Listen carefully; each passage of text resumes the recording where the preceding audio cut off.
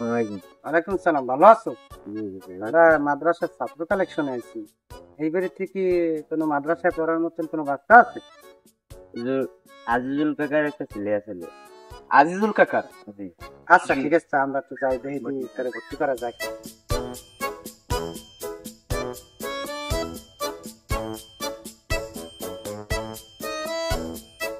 সালামু আলাইকুম।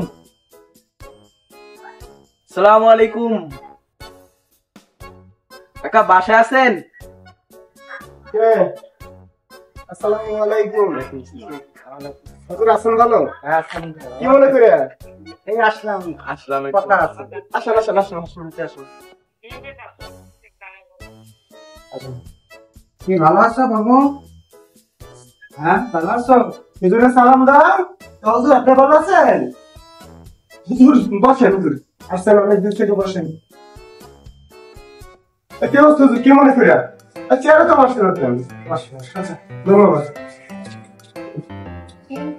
আপনার ছেলে আছে ভালোই? আপনি এই তো আলহামদুলিল্লাহ আছেন। আমরা আসসালাম মাদ্রাসা থেকে। হুজুর বলেন কি? আমরা আসসালাম মাদ্রাসার ছাত্র ভর্তি করতে। শুনলাম যে আপনার ছেলে আছে, তারা যদি আমাদের মাদ্রাসায় ভর্তি করতেন, ইনশাআল্লাহ পড়াশোনা করতো, কোরআনের হাফেজ হতো, মাওলানা হতো, দিনদার। হুজুর আসলে আপনার দায়িত্ব আপনি পালন করছেন। আমার ইচ্ছা আমার ছেলেটা আরে ইঞ্জিনিয়ার বানাবো, ভালো ভালো লেখাপড়া করবে। আমি একটা স্কুলে ভর্তি করবো, আশা করছি স্কুলে ভর্তি করবো। এবং আরে ইচ্ছা আছে আল্লাহ যদি আরে কবুল করে ইঞ্জিনিয়ার বানানোর ইচ্ছা আছে। মাদ্রাসায় আসলে এরকম ইচ্ছা নেই মাদ্রাসায় পড়ার না, কারণ মাদ্রাসায় আমার ভালো লাগে না। আর মাদ্রাসায় পড়ে কি বা করতে পারে? এই ছোটখাটো 10-15 হাজার টাকার একটা চাকরি, এত তো ভাই সংসার চলে না। এই জন্য আমি চেয়েছিলাম যে যদি পারি ইঞ্জিনিয়ার অথবা বড় বড় একজন ডাক্তার বানানো আমার ইচ্ছা। কিন্তু হুজুর আমার ছেলেটা আমি ভর্তি করাবো না। আপনি আসছেন এই জন্য আপনার ধন্যবাদ, তবে আমি পরে মাদ্রাসায় ভর্তি করতে পারবো না। আসলে ভাই আমরা আসছি, আল্লাহ রাসূল সাল্লাল্লাহু আলাইহি ওয়াসাল্লাম হাদিসে বর্ণনা করেন, মিসকাত শরীফের হাদিস 183 নম্বর হাদিসে বর্ণিত, عن عثمان رضي الله تعالى عنه قال قال رسول الله صلى الله عليه وسلم خيركم من تعلم القرآن وعلمه।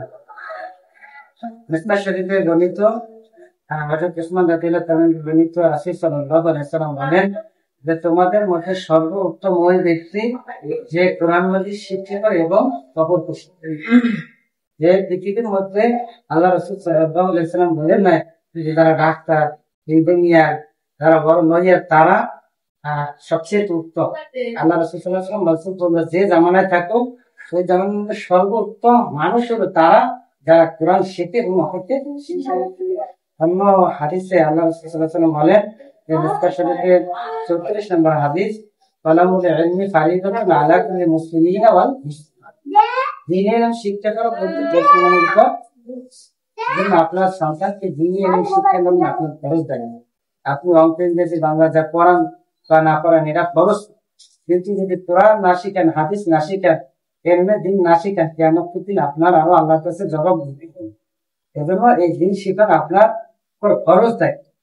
কারণ কিয়ামতের দিন আপনি যদি আপনার সন্তানকে দ্বীন না শেখান, দ্বীন না শেখে যদি কোনো কারণে জাহান্নামী হয়, আল্লাহ রাসূল সাল্লাল্লাহু আলাইহি ওয়াসাল্লাম হাদিসে বলেন যে কিয়ামতের দিন যখন সন্তান জাহান্নামী হইবে তখন বলবে যে আল্লাহ আমার পিতামাতাকে তুমি নিয়ে আসো, কারণ তারা যদি আমাকে দিন শিখিয়ে তো কোরআন শিখিয়ে তো তাহলে আজকে আমি জাহান্নামে দিতাম। আজকে তারা আমাকে দিন শেখায় নাই, ইংলিশ শিখেছে, অঙ্ক শিখেছে, ডাক্তার বানাইছে, লয়ার বানাইছে, আমাকে দিন শিখায় না। এই কারণে আজকে আমি জাহান্নামী। আমার বাবা মাকে আজকে নিয়ে আসো, তাদের বুকের উপর পাড়া দিয়ে না জাহান্নামে লাঠি দিয়ে পালাইয়ে তারপর আমি জাহান্নামে। এই জন্য আপনার সন্তানকে তুমি না শিখাইলে হয়তো কিয়ামতের দিন আপনি এই সন্তানের কারণে জাহান্নামী হতে পারেন। আল্লাহ রাসূল সাল্লাল্লাহু আলাইহি ওয়াসাল্লাম অন্য হাদিসে বলেন যে কিয়ামতের দিন আল্লাহ রাব্বুল আলামিন ওই কোরআন পড়নেওয়ালা ব্যক্তিদের পিতা মাতাকে আল্লাহ রাব্বুল আলামিন এমন একটা নূরের মুকুট দান করবেন যার আলো সূর্যের চাইতেও আলো দ্বিগুণ হবে। তখন মানুষ বলবে এদেরকে এত সম্মান করা হয়েছে কেন? তখন বলা হইবে যে এই ব্যক্তিদের সন্তানরা কোরআনের হাফেজ ছিল, কোরআন পড়নেওয়ালা ছিল। এই কারণে আল্লাহ রাব্বুল আলামিন তার পিতা মাতাকে নূরের মুকুট করেছেন। যদি পিতা মাতাকে এত সম্মান দেওয়া হয়, যিনি কোরআন পড়বে, হাদিস পড়বে, আলেম হইবে, তাকে কত সম্মান দেওয়া হয়। এজন্য ওই সন্তানকে দিন শিখানো আপনার কর্তব্য, ফরজ দায়িত্ব। তাকে দিন শিখা ইহকাল পরকাল উভয় জগতে আপনি সফলতা পাবেন। হুজুর আলহামদুলিল্লাহ, তবে পাইন তো মারছেন হুজুর, একেবারে জন্মের মতন পাইন মারছেন, যদিও আসলে আমার পাইন মারেন নাই, শয়তানের পাইন মারছেন। মানে যে বুঝেন বুঝাইছেন, আসলে আমার বুঝটা এরকম ছিল না, হয়তো আমার কিছু ভুল ছিল, এই জন্য আসলে আমি সঠিক সিদ্ধান্তে ছিলাম না। এখন আপনি যে আমার বুঝাইছেন রাসূলের হাদিস দিয়া যা বুঝাইছেন, আসলে আমার এতদিন ভুল ধারণা ছিল, শয়তানের পাইন মারিয়ে দিয়েছেন হুজুর। আমি আশা করি আল্লাহ যদি কবুল করে আমার ছেলের আমি মাদ্রাসার লাইনে পড়ানো উচিত। আমার জন্য দোয়া করবেন, আর আমার ছেলের জন্য দোয়া করবেন, যাতে ওরে শিক্ষা অর্জন করতে পারে, হাতে চলতে পারে এবং রাসূলের আদেশ মতো চলতে পারে, আল্লাহর হুকুম মানতে পারে। এই জন্য সবসময় আমার সন্তানের জন্য দোয়া করবেন এবং আমি ইনশাআল্লাহ আমি ভর্তি করাই দেন, ওজন কোরআনের হাদিস হয় এবং একদম যোগ্য একজন আলিম হতে পারে।